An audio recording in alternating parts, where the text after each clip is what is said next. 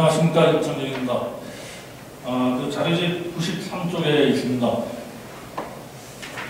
제가 그 고구려사를 전공했기 때문에 그래서 매년 한두 차례씩 답사를 이제 한인회 갑니다. 그래서 한인 오녀산성 다 가고 싶겠지만 거기 가는데 그 오녀산성 밑에 보면 시조비가 있습니다. 그 고구려 가면 이제 시조비를 오래되는 건 아니고요.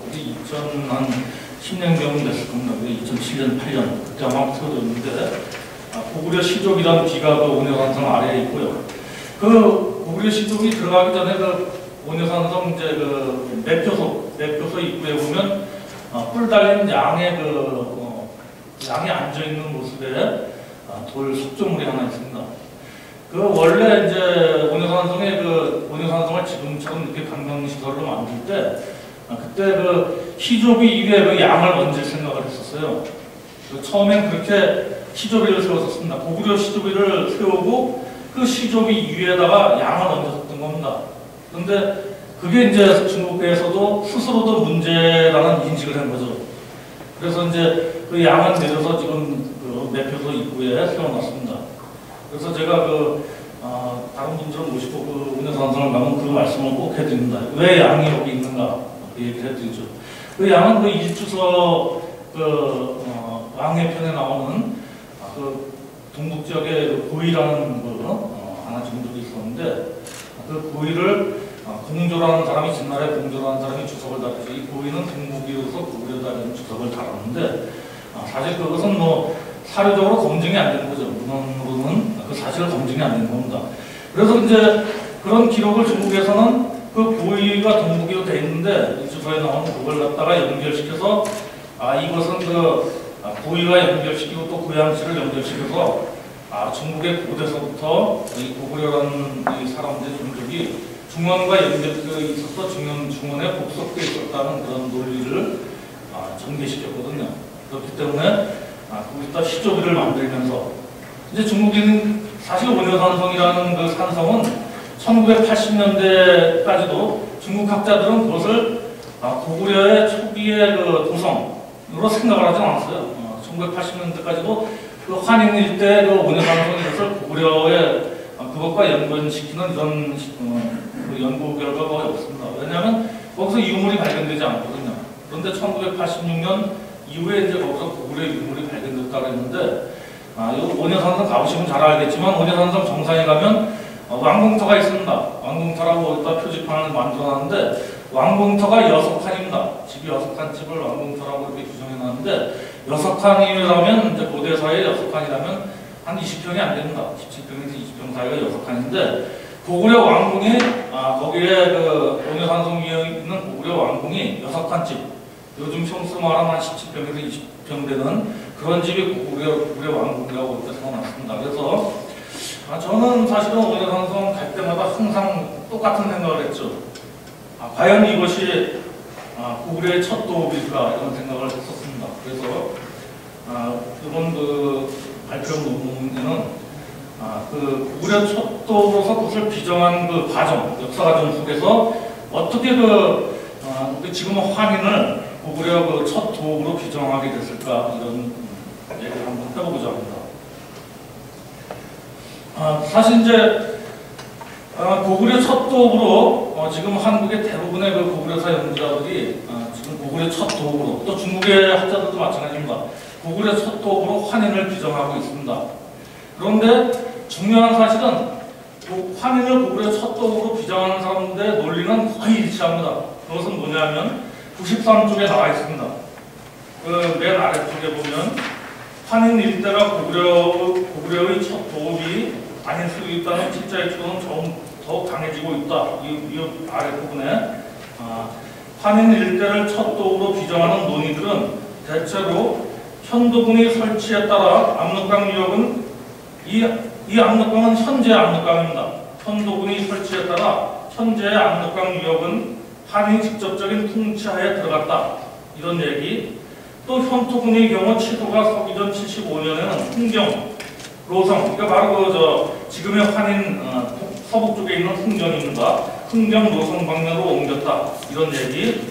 또 그다음에 현토군이 옮겨간 환인 일대의 공간에서 부족 연맹체 형태의 정치 집단이 형성되면서 고구려의 모태, 고구려의 그 토대가 되었다, 이런 얘기를 하면서 바로 이제 그런 논의 속에서 이 환인이 고구려의 첫 도읍이다, 이런 얘기를 하게 됩니다. 그렇기 때문에 우리 역사상 고려 시대, 조선 시대, 이런 시대에 과연 환인을 그 고구려의 첫 도읍으로 인식했는가? 왜 그러면 환인을 고구려의 첫 도읍으로 인식했는가 하는 것을 이 논문에서 살펴보고자 합니다. 이 논문에서는 이제 주로 살펴볼 것은 우리 역사에서 고구려의 첫 도읍이 규정된 과정을 살펴보면서 그 규정들이, 고구려의 첫 도읍으로 환인을 규정하는 그 규정들이 어떠한 전제를 가지고 고구려의 도읍을 규정했는가, 주요하게 그것을 살펴보고자 합니다. 처음에 세 시기로 나누어서 살펴보는데, 처음은 그 고구려 시대에 고구려 첫 도읍을 어떻게 규정했는가, 두 번째는 조선 시기에는 고구려 첫 도읍을 어떻게 규정했는가, 세 번째는 근대 이후에 고구려 첫 도읍을 어떻게 규정했는가 살펴봤습니다. 먼저 94쪽에는 고구려 시대의 고구려 첫 도읍 규정, 이렇게 제목하에 고려 시대엔 고구려 첫 도읍을 어떻게 규정했나라고 살펴보겠습니다. 이 사실은 고구려 첫 도읍에 대해서 우리 명문 기록으로 처음 알 수 있는 것은 광개토왕 능기입니다. 광개토왕 능기에 보면 기류곡 홀본 서쪽 성산 위에 도읍을 세웠다, 이렇게 했는데, 거기에 그 홀본이 고구려의 첫 도읍 지명으로 이렇게 나타나고 있습니다. 그래서 그 이후에 이제 이 홀본이라는 지명이 과연 어디인가 하는 것을 찾으면서 이 고구려의 첫 도읍을 규정하게 됩니다.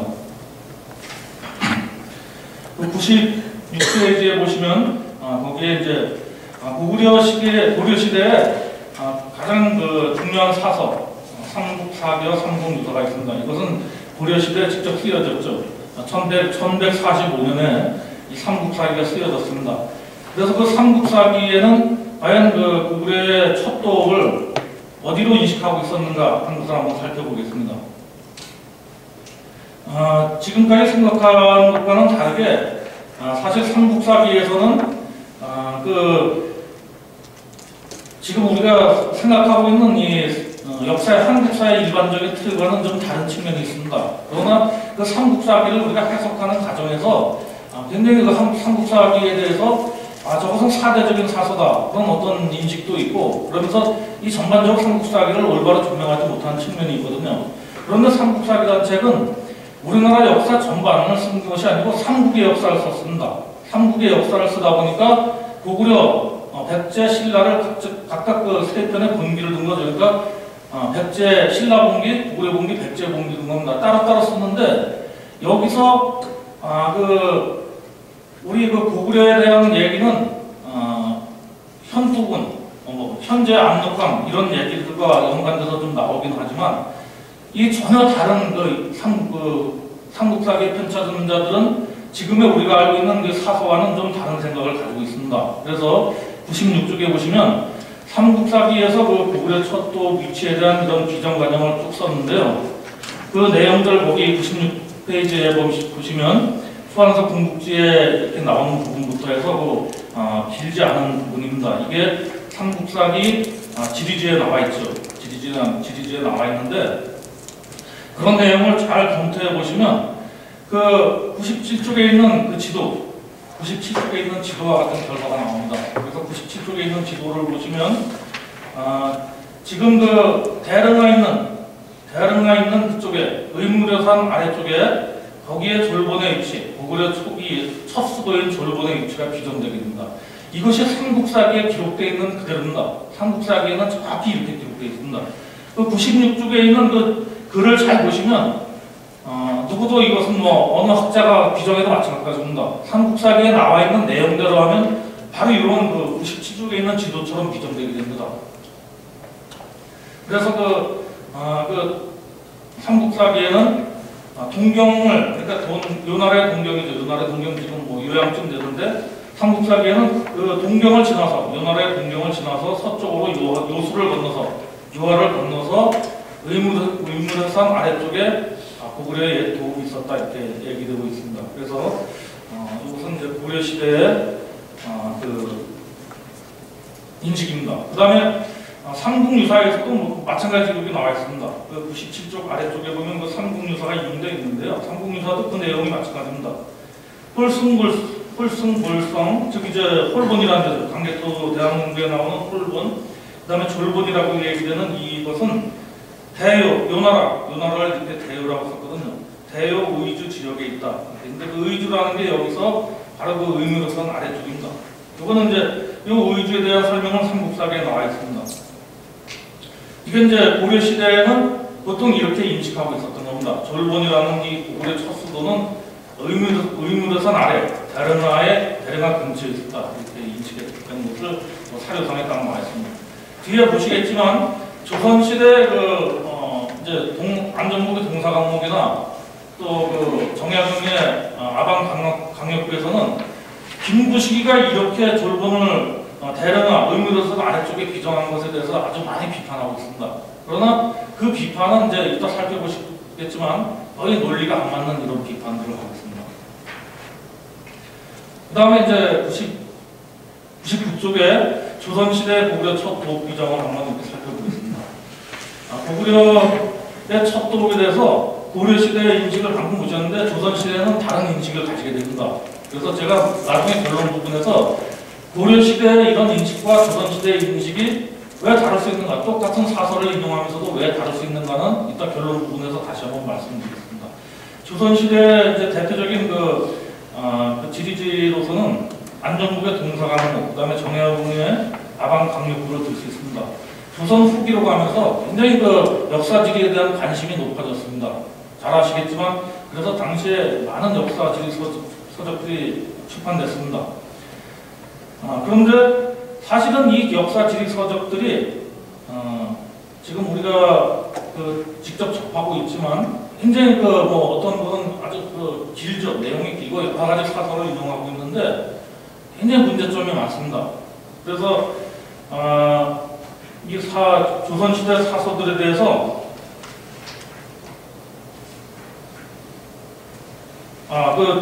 102쪽에 아랫부분에 보시면 우리가 이거 알고 있는 그 이병도 우리 이병도가 어떻게 평가했나 한번 거기 보시겠습니다. 102쪽 아래쪽에 보면 그러므로 뒤에 그 앞부분부터 보겠습니다. 이런 그 조선시대 그 사서들은 한백겸, 안정국과 정약용뿐만 아니라 한백겸, 한진서 등도 대체로 이제 그런 유형의 소설을 하고 있는데 좀 이제 사실 논리가 안 맞고 굉장히 내용이 복잡한 것 같지만 그 논증 과정이 명확하지 않다는 거죠. 그래서 조선 시대 후기 유학자들의 역사 지리 서적들을 검토한 이병도가 이 서적들을 근거로 자기 입론을 펴게 되는데 이병도가 이런 얘기를 직접 하게 됐습니다. 역사지리 관련 분야에 대해서 우리 선유들이 조선시대 그 선유들이 학자들의 것을 쭉 훑어봤어요. 한백겸, 안정복, 한치윤, 정약용 이런 이들이 역사지리적인 논문을 훑어볼 때 물론 그 가운데 발전도 있지만 대부분 보면 그분들의 결론이라는 것이 잘 이해가 안 되고 모순이 많았어요. 이렇게 비판하는데 사실은 이제 잘 검토해 보면 이 정약용 아방강했고 그다음에 안정복, 경사강목 잘 보시면 굉장히 논리적인 모순이 많습니다. 논증 과정에 자기가 논증하려고 하는 어떤 그 목적을 딱 세워놓고 그 이학 부분은 거기에 맞춰가는 겁니다. 그래서 여기 보시면 99페이지 99쪽에 그 B1부터 시작되는 게 안정국의 동사강목입니다. 그 B1 100쪽에 보시면 B3이라고 되어 있습니다. 예. 이렇게 얘기하는 겁니다. 상부하건대 고구려에는 요동 동북쪽 지금의 무슨 지역에 있으니 여기서 요국이 서쪽에 있다 하는 것은 잘못인 듯하다. 이런 얘기를 하거든요. 그러니까 이 얘기는 뭐냐면 상부하건대 자기가 고찰하건대 안정복이가 그런 겁니다. 안정복이가 자기가 고찰하건대 고구려에는 요동 동북쪽 지금의 무슨 쪽에 있다는 겁니다. 지금 무슨 쪽에 있으니까 요국의 서쪽에 있다고 김부식이 요국의 서쪽에 있다고 하는 것은 잘못이라는 겁니다. 그런데 왜 고구려에는 요동 동북쪽 지금의 무슨 지역에 있었는가 왜 그렇게 비정했는지 이것을 안정복이 얘기하지 제대로 얘기하지 못한 겁니다. 그러니까 자기가 무슨 그쪽에 있다고 고구려함이 무슨 그쪽에 있다고 생각하는데 김부식은 요국의 서쪽에 있다고 했으니까 그것은 잘못인 듯하다. 그래서 제가 볼 때는 이것이 잘못되고 이것이 잘못되고 따질 수 없는 거죠. 서로 이렇게 본 건데 주로 이제 안정복, 다방강이었고 이런 조선시대 학자들의 그 논증 방법이 주로 이렇게 갑니다. 그래서 왜 조선시대 학자들이 이런 논증 방법을 썼을까는 결론 부분에서 다시 한번 간단히 말씀드리겠습니다. 그래서 이런 조선시대 학자들이 많은 역사지리 서를 냈음에도 불구하고 그들의 그 역사지리서에서 고구려 첫 도읍은 어디로 규정했냐면 지금의 동가강 환인에서 약간 서북 쪽으로 흥경이라는 지역이 있습니다. 지금 신빈이죠. 만족들이 누르바치가 거기서 호금을 세워서 이것이 청나라로 이제 되는 그런 단계로 가는데 그들이 일어난 지역, 그 지역 일대에 옛날에 고구려 첫 도읍이 있었다 이렇게 규정하고 있습니다. 그 다음에 이제 근대 이후에 고구려 첫 도읍 규정을 한번 이렇게 살펴보겠습니다. 이것은 103쪽부터 시작됩니다. 사실 근대라고 얘기될 때 그 당시는 우리 한국의 역사가들이 역사를 할 수 없는 연구할 수 없는 상황에 처해 있었습니다. 일제가 1900년대 초부터 한국에서 한국 역사 연구가 가능하지 않게 만들었죠. 그렇기 때문에 박은식 같은 분들, 신철 같은 분들 이런 분들이 다 사설을 들고 중국으로 만주로 망명하는 이런 사태가 일어나는데 그 이후 일제가 사실은 우리 역사를 조선 역사를 일본인 학자들에 의해서 일제 학자들에 의해서 쓰여지는 이런 시기가 됐습니다. 그리고 사실은 환인을 고구려 첫 도읍을 환인으로 규정해서 지금까지 그것을 통설로 만드는 데는 일본 학자들입니다. 그렇게 통설을 만드는 일본 학자입니다. 특히 여기서 살펴본 히라토리 구라키치라는 이런 일제 학자가 지금 환인 일대를 고구려 첫 도읍으로 규정했고 그것이 지금 통설로 되어 있습니다. 그래서 그 부분을 104쪽부터 살펴보겠습니다. 사실 1900년대 초에 고구려사 연구가 좀 활성화됐습니다. 이것은 이제 일제의 침략의 어떤 목적이기도 한데요. 특히 히라토리 구라키치라는 이 인물은 만선사, 만주와 조선을 한 역사로 보아서 그 성격을 규정하면서도 조선은 만주에 의해서 형성되고 유지된다는 이런 거죠. 그러니까 조선의 항상 종속성을 강조하는 이런 학문을 거의 주도해서 만든 사람입니다. 그리고 이 히라토리 구라키치는 1900년대 초부터 만주 연구를 주도할 수 있는 이런 정치적인 역량도 발휘했습니다. 그래서 1908년에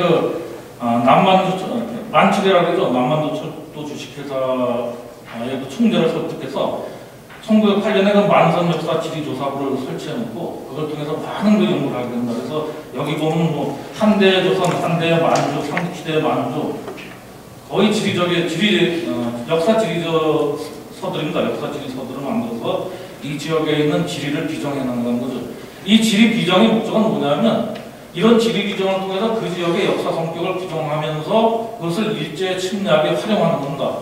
이 히라토리 구라키치가 만철 총재를 설득하는 과정에서 무슨 얘기냐면 만주가 우리 연구에 꼭 필요하다. 그것을 연구해서 어떤 목적으로든 우리가 활용할 수 있는 것을 찾는다는 거거든요. 그렇기 때문에 많은 비용을 들여서 이 만철이 만선 역사 지리 조사를 지원했고 그것을 통해서 이런 지리적인 성과들이 이루어집니다. 그렇기 때문에 이 히라토리는 1914년에 고구려 첫 도읍을 규정하는 이런 논문을 쓰게 되는데 많은 연구 자료를 나름대로 가지고 있었던 거죠. 그리고 현지 덕사 자료도 가지고 있었기 때문에 처음에 이 히라토리 구라키치는 황도성, 그 다음에 국내성 이런 것을 규정해 본다 하는 의도로 1914년에 이 논문을 쓴 겁니다. 그 논문 내용을 여기 인용해 놨습니다. 인용해 놨는데 사실은 이게 1914년 논문이니까 지금 한 100년이 넘었습니다. 100년이 넘었기 때문에 사실은 이 내용이 좀 혼란스러운 점이 많습니다. 특히 시라토리의 논지 전개에서 시라토리는 이제 졸본천 배구 쪽에 D3인데요. 그게 이제 시라토리가 자기가 왜 졸본천을 고구려의 수도 그것을 갖다가 지금의 환인으로 만든다. 그다음에 훌숭굴성을 왜 강리도 대왕이 내려놔서 처음 세운 도성으로 만든다 하는 것을 여기 설명하고 있습니다. 그런데 이 시라토리는 좀 그때는 다른 생각을 하고 있었어요. 다른 분들과 다른 생각을 하고 있었던 게 그 진번을 거기다 입히신 겁니다. 이 부여에서 남아있는 내려온 사람들이 세력들이 정가강 일대에 거기 정착하였었는데 이 세력이 이제 진번을 구성하고 그것이 나중에 고구려가 되고 이 고구려에서 바로 이제 천수군과 연관돼서 고구려가 서로 이렇게 싸우고 이런 과정 속에서 이제 고구려가 형성되면서 거기서 이제 수도를 했다 이런 논리거든요. 그래서 이제 쭉 나가면서 결국은 이제 시라토리도 고구려의 첫 도읍은 바로 환인이고 훌숭굴성이 추기의 구성이다 이렇게 보고 있습니다. 그래서 이제 이 정도의 비정들을 하고 있습니다. 그래서 108쪽에 보시면 지도를 만들어 놨습니다. 그래서 108쪽의 지도에서 D라고 되어 있죠. 제2현도군 윗부분에 D라고 되어 있는 부분, 그것이 아방강력부, 그 다음에 동사강목 이런 데서 조선시대 학자들이 주로 비정한 곳이 흥경이라는데 현재 신빈 일대의 졸본을 비정한 것이고요. 그 다음에 졸본이라고 되어 있는 것이 바로 현재 우리가 가서 볼 수 있는 환인 온효산성 근처입니다. 거기는 이제 시라토리 구라키치가 1914년에 그 지역을 고구려의 첫 도읍이다 이렇게 규정한 이후에 일본 학자에서 몇 차례 일본 학자들 간의 논의가 좀 있었어요. 논쟁이 있었지만 일본 학자들의 대다수는 지금 이제 이견회를 따고 있고 한국 학자들도 거의 이견회를 지금 따고 있습니다. 그래서 이제 한국에서 지금 고구려 관련 논문을 쓸 때 그냥 다른 전제가 없습니다. 고구려의 첫 도읍 환인은 이렇게 시작합니다. 다른 전제가 없습니다. 왜 그것이 고구려 첫 도읍을 환인으로 규정했는가에 대해서 이제 거의 필요가 없다. 그냥 바로 환인은 이렇게 해서 고구려의 첫 도읍을 얘기하고 있는데 이런 문제는 한번 재검토해야 된다 이런 생각을 제가 결론 부분에서 다시 한번 강조하겠습니다. 이 지도는 108쪽에 있는 지도는 이병도의 사실은 설입니다. 이병도의 설에 나오는 지도를 갖다 활용했는데 왜냐하면 이병도 설에 나오는 지도를 갖다 활용하기 제일 편합니다. 바로 이병도의 논리가 또 그대로 이 지도하고 똑같거든요. 그래서 이병도의 지도를 갖다 이용했습니다. 그래서 이제 결론 부분에서 제가 이 논문에서 살폈던 중요한 몇 가지 점을 말씀드렸습니다. 결론에서 본문은 고구려 첫 도읍의 위치 비정에 영향을 미치는 지리인식, 비정의 전제로 작용하는 지리인식을 탐색하는 목적으로 작성되었다. 고려시대, 조선시대, 근대 이후 등 시간에 따라 세 부분으로 나누어 살펴보았다. 검토 결과 세 부분 각각 고구려 첫 도읍 비정에서 다음과 같은 특징이 있음을 파악하였다. 첫째는 이제 고려시대입니다. 고려시대는 삼국유사, 삼국사기로 대표적인 사서니까 그것을 살펴봤는데 이 삼국유사가 이제 삼국유사는 더 뒤에 쓰여졌지만 삼국사기는 1145년에 쓰여졌습니다. 이 나라가 1125년에 정치적으로 해체됐는데요. 이 삼국사기를 쓴 편찬자들은 이 나라 시기에 중국으로 왕래하면서 이 나라의 연유경으로 왕래하면서 현지에 대한 지리적인 정보를 많이 가지고 있었어요. 그렇기 때문에 이 현지에 대한 지리 정보, 대릉하 유역, 그 다음에 요하 유역 이런 데 대한 지리 정보를 많이 가지고 있었거든요. 그리고 문헌은 기본적인 똑같은 문헌입니다. 안석부안서 등의 문헌을 가지고 있었는데 이 자신들이 가지고 있던 지리 정보와 그 다음에 문헌을 가지고 이 고구려 첫 도읍을 비정한 겁니다. 여기서 중요한 점은 뭐냐면 이 삼국유사, 삼국사기에도 고구려 첫 도읍을 비정하는데 현토군이라는 지명을 굉장히 중시하고 있어요. 현토군하고 연관지어서 이 고구려 첫 도읍을 비정하는데 여기서 아주 중요한 점은 이 삼국사기, 삼국유사의 저 편찬자들은 이 현토군을 어디로 봤냐면 바로 대릉하 유역으로 봤답니다. 현토군을 이 삼국사기에 나와 있습니다. 삼국사 지리지를 보면 현토군은 요날의 동경을 거쳐서 서쪽으로 요하를 건너서 거기 천토군이라는 게 거기 있었는데, 의무도산 아래 천토군이 있었는데, 거기에 고구려 척도업을 비정할 수 있다는 이런 식으로 얘기를 하고 있습니다. 두 번째 조선시대 문헌 동서강국 아방강력부 이런 걸 보면 이것도 마찬가지입니다. 이것도 고구려 척도를 비정하는데 현토군과 밀접하게 연관시켜 보고 있습니다. 그런데 중요한 점은 이 조선시대 이런 동서강목, 아방강력부 등 조선시대 학자들의 역사 지리서에서 중요한 점은 이 현토군을 어디 비정하고 있냐면 압록강, 현재 압록강 유역으로 비정하고 있습니다. 현재 압록강 유역에 현토군을 비정하면서 그 현토군과 관련돼서 고구려의 척도업을 찾다 보니까 지금의 동가강 일대, 지금 흥경 이 일대를 찾게 되는 겁니다. 그리고 그 전제는 뭐냐면 그 전제는 한사군이 한반도에 있었다는 겁니다. 한반도에 한사군이 있었고 낙랑이 평양에 있었고 한반도에 한사군이 있었고 그 중에 한사군 중에 하나가 현토군이 압록강 일대에 있었다. 이런 전제로다가 현재 압록강 일대에 현토군이 있었는데 그것과 연관돼서 이 조선 고구려 척도를 비정하다 보니까 흥경 일대라는 결론이 나옵니다.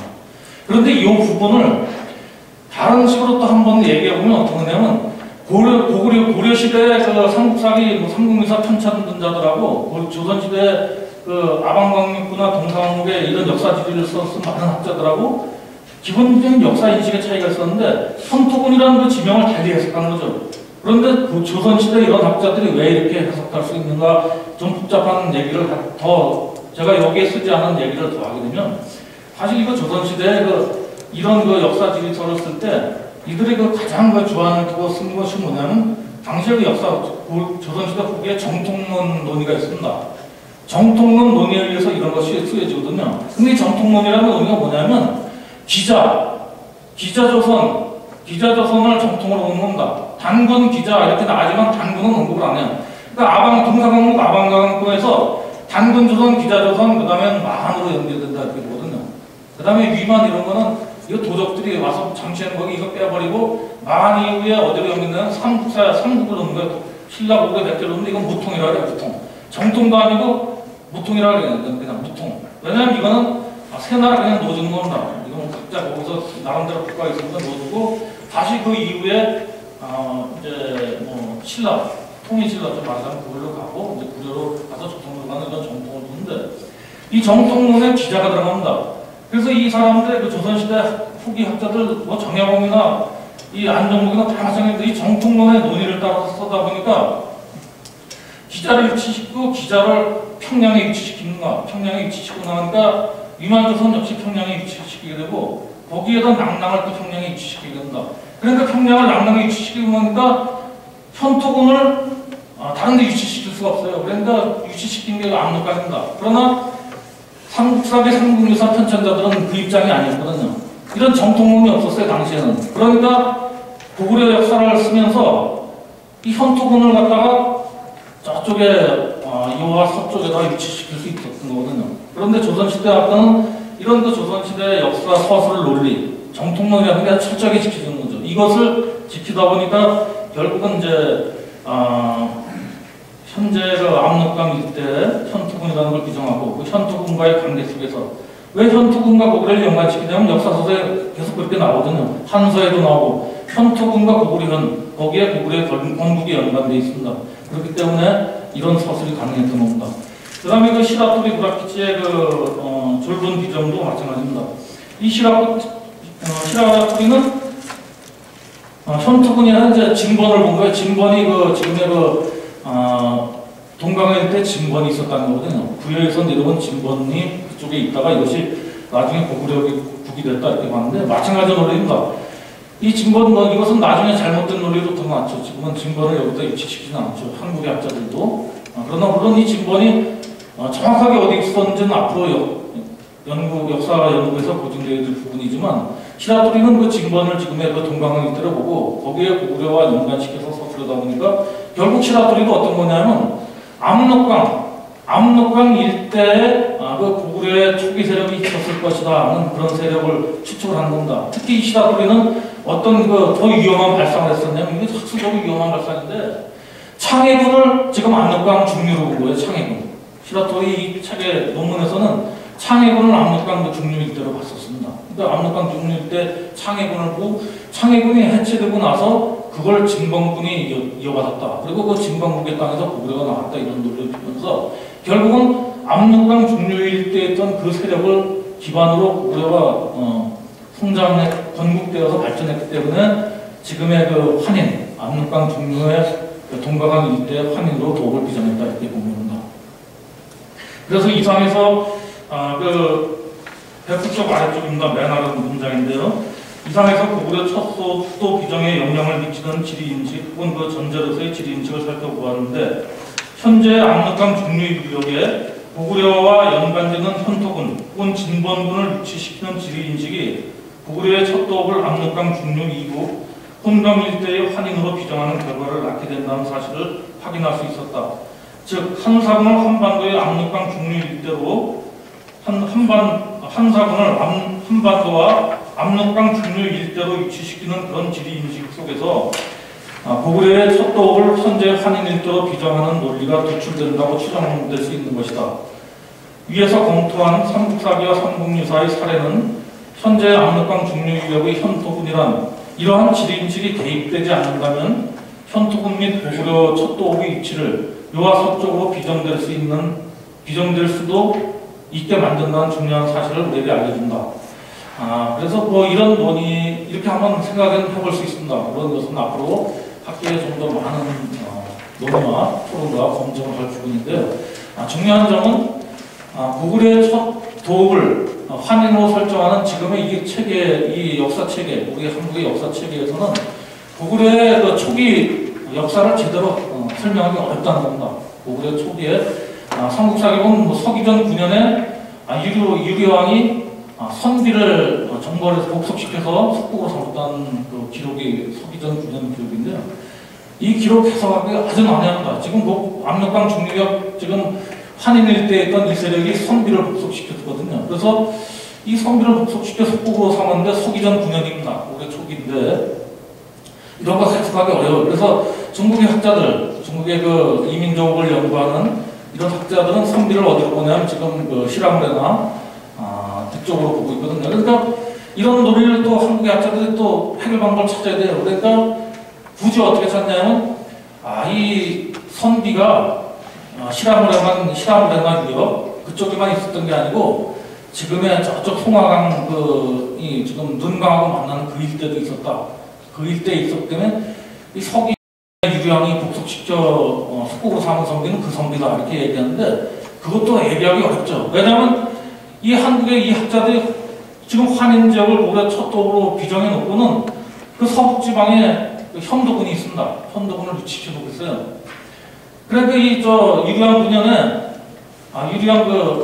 유리왕이 서기전 9년에 그 현도군을 건너서 그 위쪽에 있는 그 선비 지역, 그것도 아주 먼 지역입니다. 상당히 먼 지역에 있는데 그 지역을 복속시킨 것이 삼국사기에 그렇게 기록되어 있다. 뭐 이런 식으로 해결을 가려야 되는데 사실은 굉장히 어려움이 있습니다. 그렇기 때문에 이제 통량에 대한 이런 연구를 하면서 아까 우리 김윤선 박사께서 얘기하지만 압록강 문제 이것도 중요하지만 현재 압록강 일대에다가 이렇게 그 한사군이 현토군을 비정해놓고 그것을 근거로 또 다시 우리 고구려 첫 도읍을 비정하고 이런 문제점에 대해서는 앞으로 극복해야 될 점이 아닌가 이런 의미에서 한번 연구를 작성해 봤습니다. 앞으로 부족한 점은 더 많은 연구를 통해서 보충하도록 하겠습니다. 감사합니다.